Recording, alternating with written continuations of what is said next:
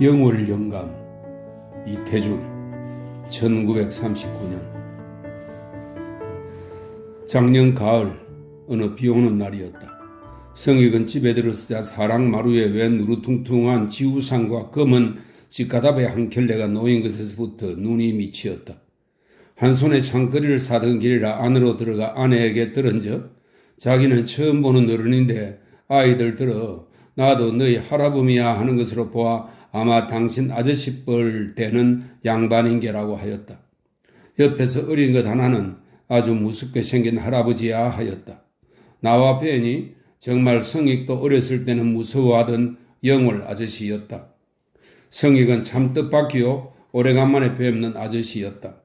혼인한 지 10년이 넘는 성익의 아내는 이번이 처음이도록 여러 해 동안을 뵐 수 없던 생사조차 모르던 영월 아저씨였다. 젊어 영월 고을을 지내어, 고을은 고을의 수령을 지내어 이런 뜻입니다. 영월 고을을 지내어 영월댁이라, 영월 영감이라, 영월 아저씨, 영월 할아버지로 불리어지는 인데 키가 훤칠하고 이글이글 타는 눈방울이 늘 술 취한 사람처럼 화기 띤 얼굴에서 번득일 뿐 아니라 음성이 행길에서 듣더라도 찌렁찌렁 울리는 데가 있는 어른이어서 영월 할아버지 오신다 하면 아이들은 울음을 그치었다. 위험은 아이들이나 하인배뿐 아니라 그분과 동년배요 확률로는 도리어 위되는 이라도 영월 영감이 오는 눈치면 얼에 물었던 담뱃대를 뽑아들고 길을 비키었다.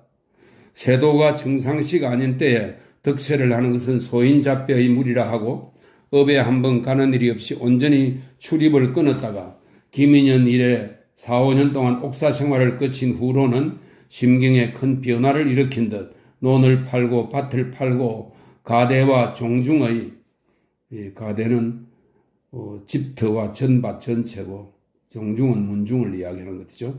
가대와 종중의 위토까지를, 위토는 묘에서 지내는 제사 비용을 마련하기 위해 경작하던 토지입니다.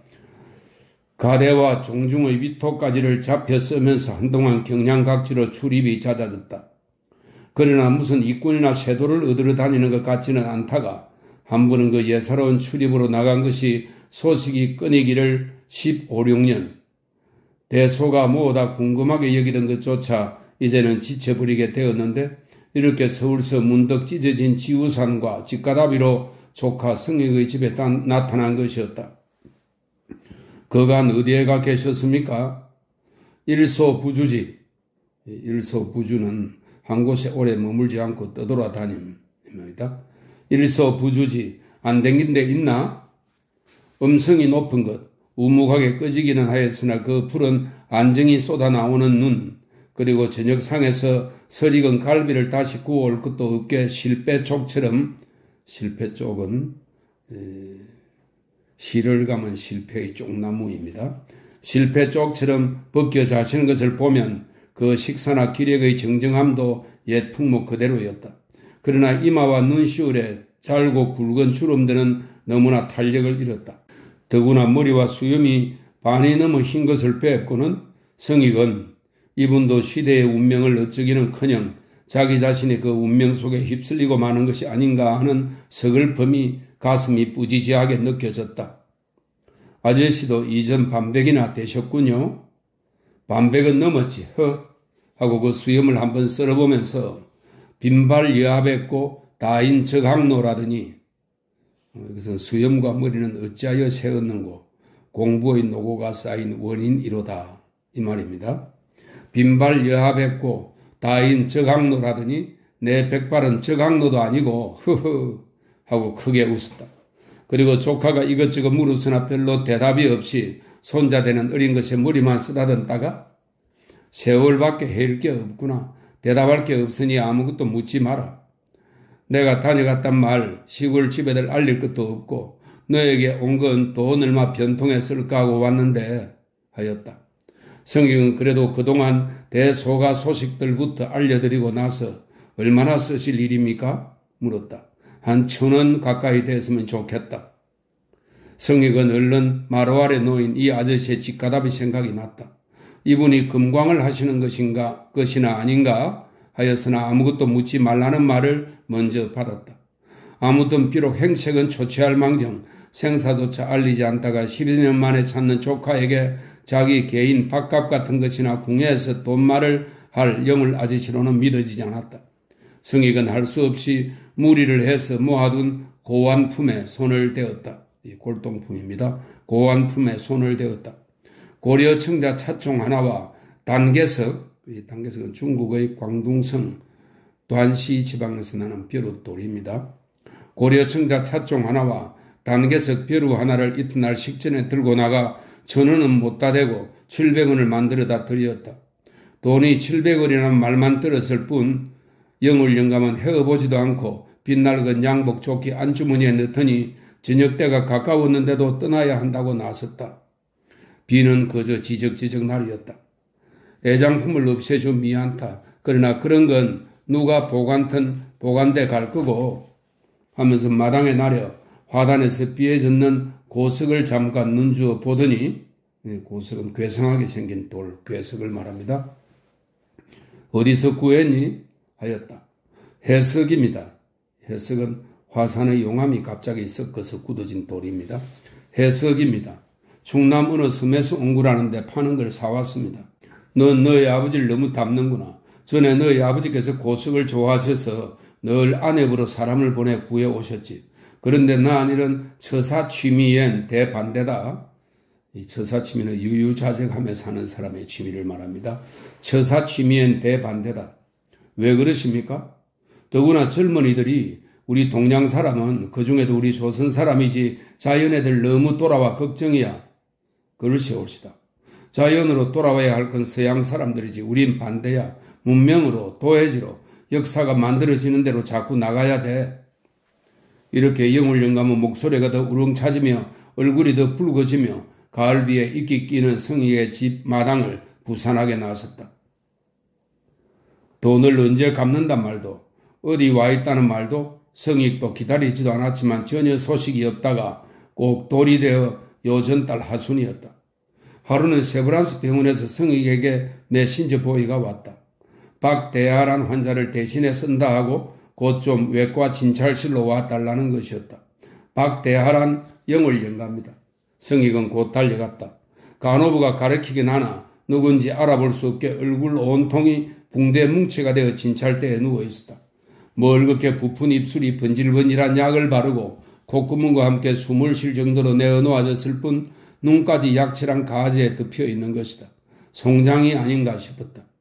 이분이 네, 박대하시라고요. 광산에서 다치셨대요.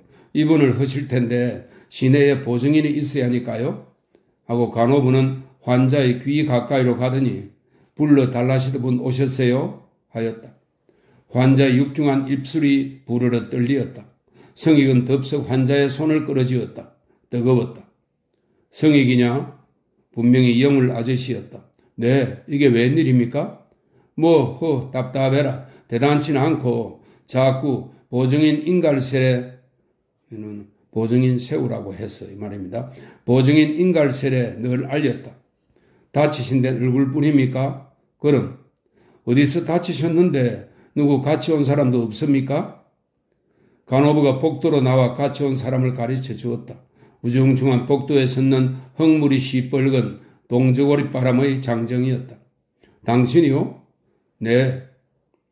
남풀을 놓는데 세 방을 한꺼번에 놓는데 심지 하나가 중간에서 불이 꺼진 것을 보고 그것마저 들어가 때려 놓는데 먼저 타 들어간 것이 의외로 빨리 터졌다는 것이다. 광산은 어디요? 거기가 양평 따입지요. 그런데 과히 오래가든 않는답디까? 글쎄 아직 모르겠어. 하고 성익은 그제야 의사에게로 왔다.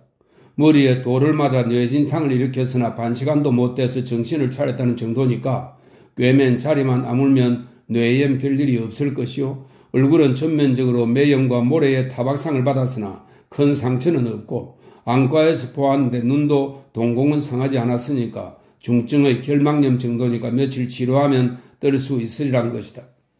성익은 다행으로 알고 아저씨를 병실로 옮기고 곧 입원 수속을 끝내었다. 그리고 아저씨께 돌아오니 그 옆에는 광부가 구부리고 무슨 부탁을 듣고 서 있었다. 아마 한 길은 더 울렸으리, 흔들렸으리 이 말입니다. 더 울렸으리 그러셨죠. 흔히 천변도 울리지 않았나? 천변은 천반의 방언으로 경도나 채굴 현장의 천장을 말합니다. 흔히 천변도 울리지 않았나 조심해서들 보고 내 나가길 기다릴 게 아니라 따 내게들 그립죠. 서덕대 보고, 서덕대는 광산 소유자와 계약에 광부들을 데리고 광물을 캐는 사람입니다. 서덕대 보고 따들어가다 제 바닥만 비치거든. 따들어가다는 돌을 깨 들어가다이고요. 제 바닥은 끊긴 광맥의 아래쪽에서 다시 나타난 광맥입니다. 따들어가다 제 바닥만 비치거든 감석을 골라내 좀 보내달라고 그러게. 감석은 유용한 광물이 일정 정도 이상 들어있는 광석입니다. 감석을 골라내 좀 보내달라고 그러게. 네, 어서 떠나게. 중상은 아니라고 염려들 말라고 그러게. 네, 그럼. 광부가 나간 뒤에 성익은 잠깐 멍청이 서서 병실 안을 둘러보았다. 다른 침대 하나에는 아직 환자가 없다. 두 쪽 유리창에도 도시의 하늘 앞지 않게 전선줄 한 올이 걸리지 않고 유리 그대로 멀뚱하다. 누워있는 영울 아저씨는 번질번질한 부푼 두 입술이 있을 뿐 모두 흰 붕대와 흰 약과 흰 호디불에 덮여 있다. 비었다기보다 시체실에 혼자 섰는 것처럼 서뭇해진다. 서뭇해진다는 선떡해진다 이 말입니다. 서뭇해진다. 저분이 금광을, 그럼 저분이 여태껏 찾아다닌 것도 금이던가? 금? 그럼 내 돈 700원도 금광에 투자한 셈이던가? 성익은 씁쓸한 군침을 입안에 다시며 침상 앞으로 나섰다. 아저씨, 성익이냐? 이거 답답해 어디 견디겠나? 영울 영감은 시울이 팅팅이 부어 떠지지 않는 눈을 눈수만 선벅거려 본다. 그런데 어쩌시려고 뻔히 위험한 데를 들어가셨습니까? 인정처럼 고약한 게 없거든. 처음에는 심질이 10여 척씩 느리고 뒤돌아볼 새 없이 뛰어나오더랬는데 그것도 몇 해 다뤄보니 심심해져. 겁이 어디나? 사람이 비켜야만 터질 것처럼 믿어진단 말이야. 그런데 아저씨께서 금광을 허실이라고는 의외입니다. 어째? 막연히 그런 생각이 듭니다. 막연이겠지. 힘없이 무슨 일을 하나? 홍경래도 돈을 만들어 뿌리지 않았어? 금 같은 힘이 어디 있어? 금캐기야 조선같이 좋은 데가 어디 있나? 누구나 발견할 권리가 있어. 누구나 출연하면 캐게 해. 국고 보조까지 있어. 남 다 하는 걸 왜 구경만 하고 앉았어? 이제와 아저씨는 금력을 믿으십니까? 이제 와서가 아니라 벌써 여러 해 전부터다. 금력은 어디 물력뿐이냐? 정신력도 금력이 필요한 거다. 그래, 광을 하십니까? 그럼, 하면 꼭 금을 캘 걸 믿으십니까? 못 캐란 부분 어디 있냐? 왜 못 될 걸 믿어? 그러나 사실에 성공하는 사람이 천에 하나나 만에 하나 아닙니까? 억만에서 하나기로 그 하나의 자기가 되길 계획해 못 쓸까? 사람이란 그다지 계획력이 미약한 걸까? 글쎄 옳시다. 글쎄 옳시다가 아니야. 그렇게 막연히 살아 무슨 전도가 있나? 천에 하나 만에 하나가 저절로 자기가 되길 바라선, 요행이 되길 바라선 그건 허영이지. 그건 투기지. 그런 요행이야 천에 하나 만에 하나밖에 없을 게 당연지사겠지. 그러나 끝까지만 나가면야 천이면 천, 만이면 만 다 성공할 게 원칙이지. 그래도 일생을 광산으로 다니도 보따리를 벤 채 죽는 사람이 얼마든지 있지 않습니까? 영울 영감은 부푼 입술이 거북한 듯 말 대신 고개를 젓는다. 참 말씀 그만두시죠. 입술도 퍽 부쉈는데. 말끄정 못하고는 정말 죽은 것 같게. 그런 것들은 다 투기자들이지. 물욕부터 앞서 제가 실패한 원인을 반성할 여유가 없이 나가고 또 뻔히 경험으로 봐 안 될 것도 요행만 바라고 나가거든. 그런 사람들 실패하는 거야 원형 이정이지. 원형 이정은 사물의 근본 원리나 도리, 즉 틀림없다 분명하다의 의미로 쓰입니다. 그야 원형 이정이지. 나도 벌써 10여 차 실패다. 그러나 똑같은 실패 한 번도 안 했다.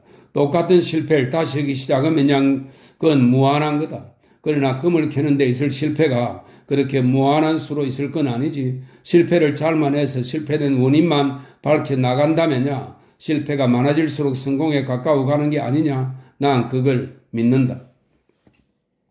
조선 땅엔 금은 아직 무진장이다. 어느 시대고 어느 나라 쓰고 불변 가치를 갖는 게 금밖에 또 있니? 금만한 힘이 있니?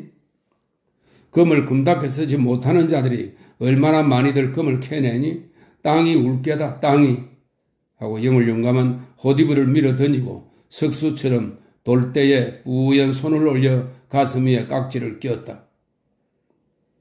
이튿날부터 영을 영감은 광산에서 기별 오기를 기다렸다. 몇 자 안 내려가 째바닥이 비칠 건데 맥형 생긴 게 틀림은 없는데 맥형은 암석의 갈라진 틈을 따라 유용한 광물이 묻혀있는 부분입니다. 맥형 생긴 게 틀림은 없는데 그리고 사흘부터는 의사를 조르기 시작하였다.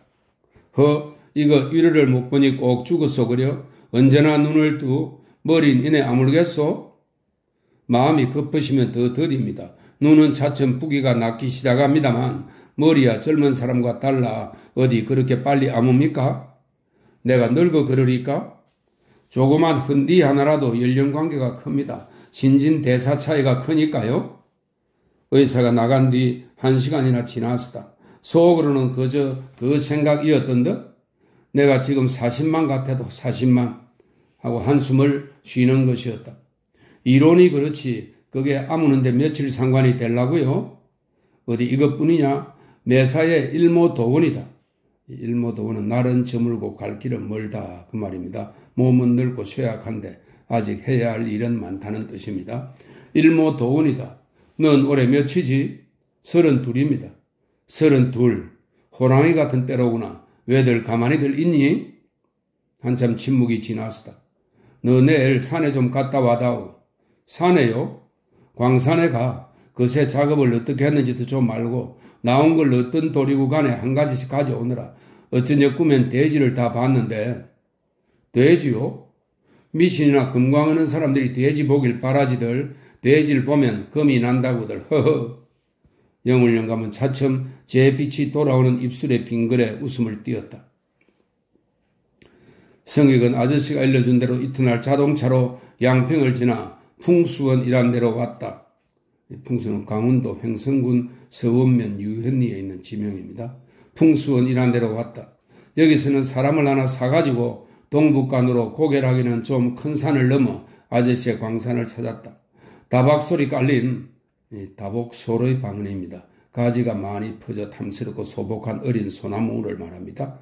다박소리 깔린 펑퍼짐한 사너리에 서너 군데나 생흙이 밀려나와 사태난 자리처럼 쌓였다. 가까이 가보니 흙이 아니라 모두 돌이었다. 군막과 광부들이 쉬거나 연장을 보관하기 위해 구덩이 밖에 지은 작은 집을 말합니다. 갱사라고도 합니다.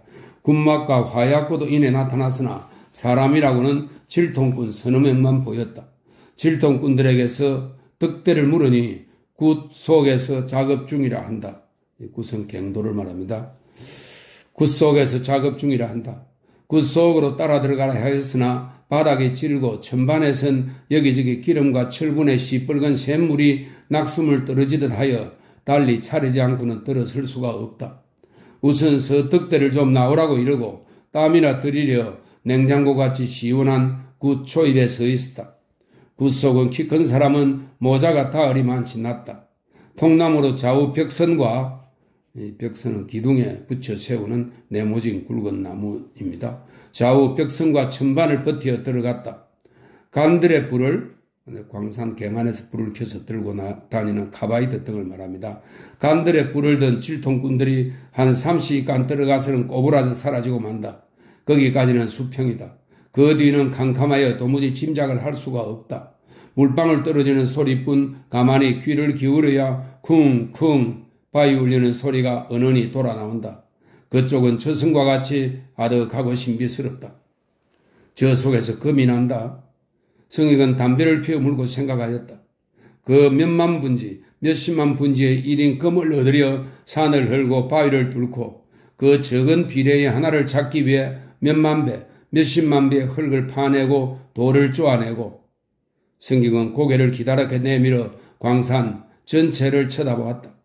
까맣게 올려다 보이는 석벽도 이 산의 봉우리는 아직 아니었다.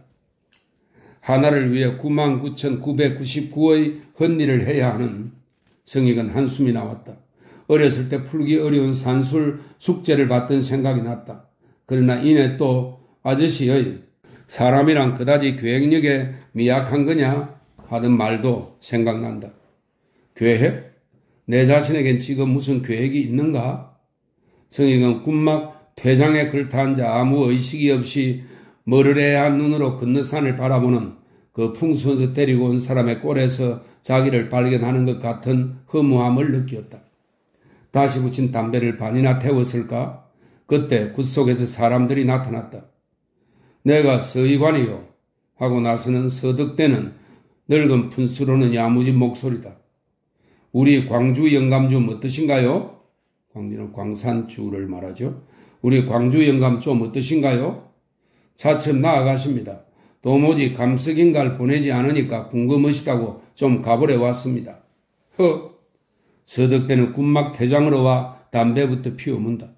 전체가 까맣고 단단하게 뭉친 것이 연 누르갱이 같은 영감이다. 침을 찍 뱉어버리더니 영감 운이 아직 트이질 않아. 영감 운이 트이셔야 우리네도 고생한 끝이 나겠는데 하는 꼴이 좋은 바닥이 아직 비치지를 않는 모양이다. 그럼 아직 광석이랄 게 나오지 않습니까? 나오기야 나오죠.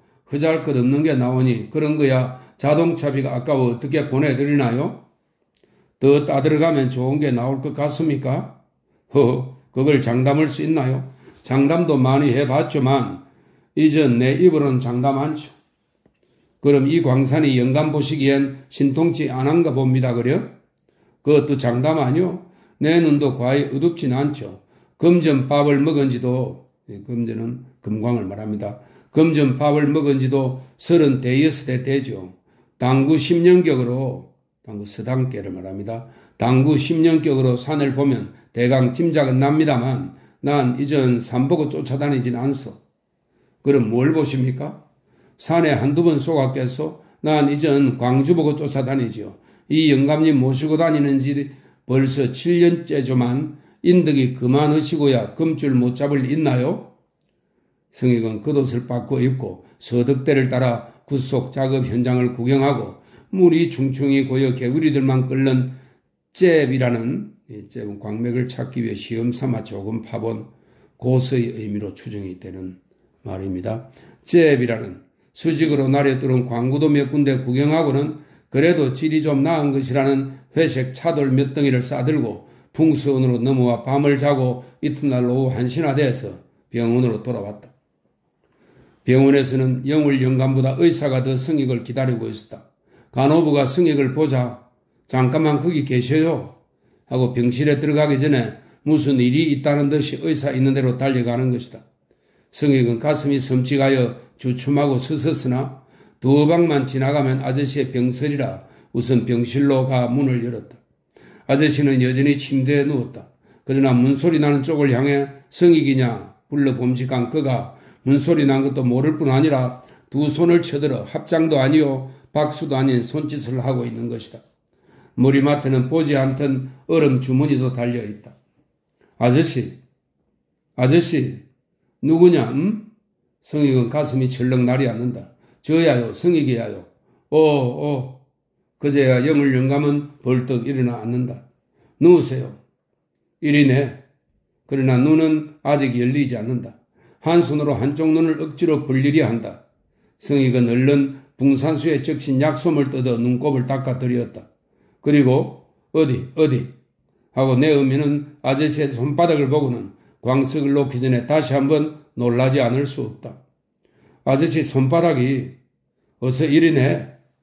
성익은 아저씨의 다른 편 손바닥도 펼쳐보았다. 양편이 똑같다. 검붉은 포도빛의 혈반이 언단할 만큼 녹두할 만큼 꽃피듯 번져 있는 것이다. 그리고 뜨거운 것이다. 그러나 당자는 아직 자기 피부에 그런 이상이 나타난 것도 모르는 것 같다. 광석 하나를 받아들더니 광선이 제일 환한 쪽으로 상체를 돌린다. 가져온 것 다 있네. 신부제 싼 채 다 그 앞으로 가 펼쳐들었다. 더듬더듬 하나씩 모조리 만져보고 들어보고 그 다시 푸르스름해진 입술에 갖다 혀끝까지 떼어보곤 하더니 그 중에서 역시 서득대가 모두 요놈만 같아도 하던 것을 용하게 골라내어 한 손으로 눈곱 닦아 눈을 벌리었다. 그 눈의 유리창은 너무 밝았다. 광선이 아니라 독한 연기를 쏘인 듯 눈물이 펑 쏟아져 다시는 벌리지도 못하고 만다. 누우세요. 제가 말씀드릴게요. 서득대가 모레 퍽 좋은 바닥이 나왔답니다. 어떤? 차돌인데 맥이 넓고 여간 질이 좋지 않다고 안심하시랍니다. 노다지가 나오다니? 네? 성익은 아저씨의 정신상태가 아무래도 의심스러웠다. 아저씨는 두 손에 한 움큼씩 광석을 움켜쥔 채 얼음 주머니를 뒤통수로 때리며 벌떡 뒤로 들어 누워버린다. 간호부가 그제서 나타난다. 이쪽에서 뭘 할 새도 없이 선생님이 좀 오시래요 하고 앞선다. 의사는 다른 환자의 처방을 끝내어 간호부에게 주어버리더니 이렇게 말한다. 지금 들어가 보셨죠? 네, 손바닥에 그런데 네. 의사는 영울 영감의 진찰부를 꺼내놓더니 보지는 않고 손바닥과 발바닥에 모두 피하 출혈이 현저하게 드러났습니다. 한다. 어떤 딴 증세가 나타난 겁니까? 폐혈증입니다. 더 의심할 수 없는. 폐혈증이라뇨? 피가 썩는 겁니다. 어떤 상처로 미균이 들어가지고는 아마 그 머리 다치신 상처겠죠? 광산 같은 데서 애초에 소독이 완전히 됐을 리 있습니까? 그걸 어째 진작 모르셨나요? 그건 모릅니다. 발증이 되기까지 모르는 겁니다. 또 미리 안 됐자 지금 의학으로는 테라폴 따위 살균제나 놓는데 그런 걸로는 정말 절망입니다. 절망이야요? 벌써 피 대부분이 상했습니다. 가족에 곧 알리시고 유언이라도 들어두시죠. 성익은 복도로 나와 한 10분 동안 제정신을 차리기에 애를 썼다. 정신을 차려가지고는 우선 우편국으로 가 이분의 두 아들에게 다 전보를 쳐주었다. 그리고 성익은 또 한 가지 생각이 났다. 얼른 자동차로 종로로 와서 광석 표본을 진열창에 많이 널어놓은 무슨 광산 사무송가를 찾았다. 팔지 않는다는 것을 성냥감만한 유리가방에 넣은 노다지 한 덩어리를 억지로 샀다. 영월 영감은 의사의 예언대로 최후의 맑은 정신이 돌아왔다. 방 안은 으스름한 황혼이다. 성익은 간호부에게 불을 켜라 일렀다. 그리고 약소음으로 아저씨의 두 눈을 닫고 최대 한도로 띄어들였다. 지느러미의 방언입니다. 지냄이 상한 고기 눈처럼 머르르한 눈동자는 이내 눈물에 잠기고 만다. 아저씨, 이걸 자세히 보세요. 이게 노다지로구나. 많이 나왔습니다. 영월 영감은 말이 놀라는 것처럼 우쩍 상반신을 일으켰다. 두 주먹을 뛰르는 말 발국처럼 움켜들었다. 주먹은 손가락 가락가락 부르르 떨리면서 펼쳐진다. 그러나 눈은 자기 힘으로 떠지지 않는다. 부들부들 팔째 떨리던 주먹은 탁 자기 얼굴을 휩싸 때리더니 아휴 하고 성익의 팔에 쓰러지고 말았다. 성익은 차마 유언을 묻지 못하였다. 두 아들이 나타났을 때는 영월 영감은 이미 시체실로 옮겨진 뒤였다. 성익은 아저씨의 화장장에서 돌아오는 길 버스 안에서 맏상제 봉익에게 물었다. 자네 몇이지 올해? 형님보다 내가 2살 아래 아니오. 성익은 눈을 감고 잠깐 멍청이 흔들리다가 중얼거렸다. 32, 호랭이 같은